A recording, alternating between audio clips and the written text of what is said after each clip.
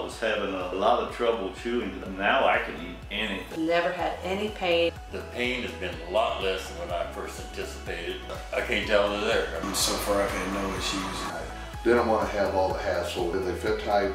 I have a lot more bite force than I had before. I like my T-bone steak and I like my strip sirloin too. It was very changing for me, impressed with the way they work. Oh my gosh, that looks so much better than my real teeth. I was afraid of the pain. I didn't feel any of the work that they did, and it was amazing. It's been like night and day, you know, difference. I mean, it really has. I mean, if anybody was going to do it, I mean, this is what they should do, not mess around and do anything else, you know. Go with the implants.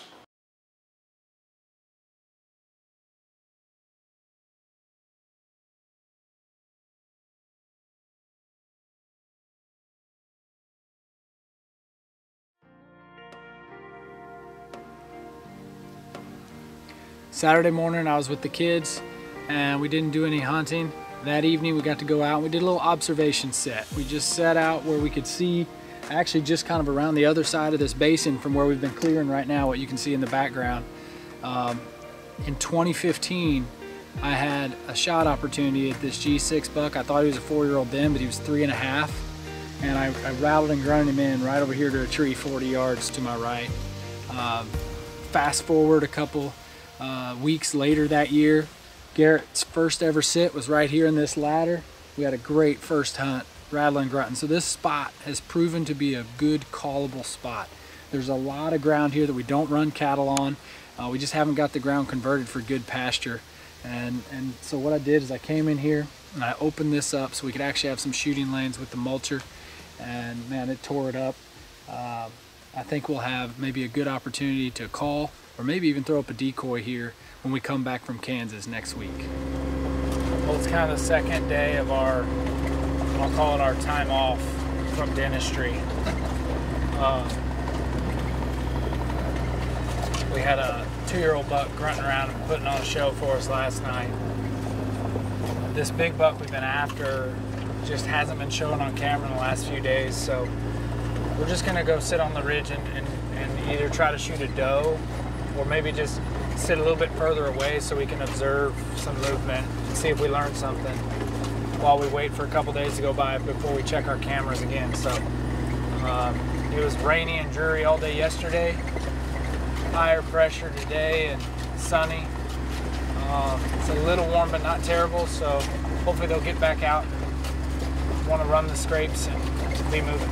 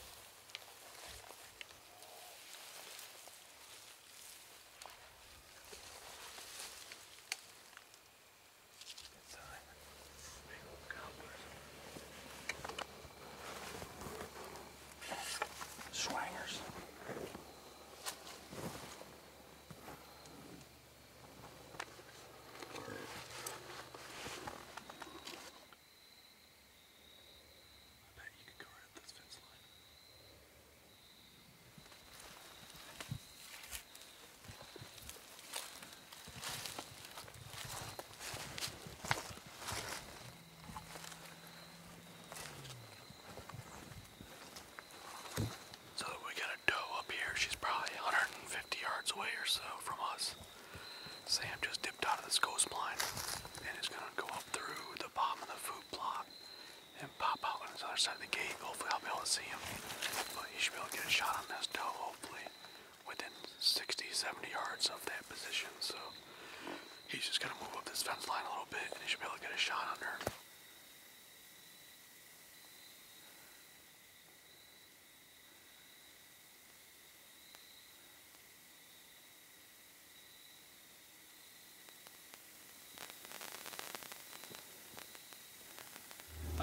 We are checking cameras and moving some cell cams around. It's been 2 or 3 days. We haven't had a picture of really any big bucks, let alone the homeboy we're after. So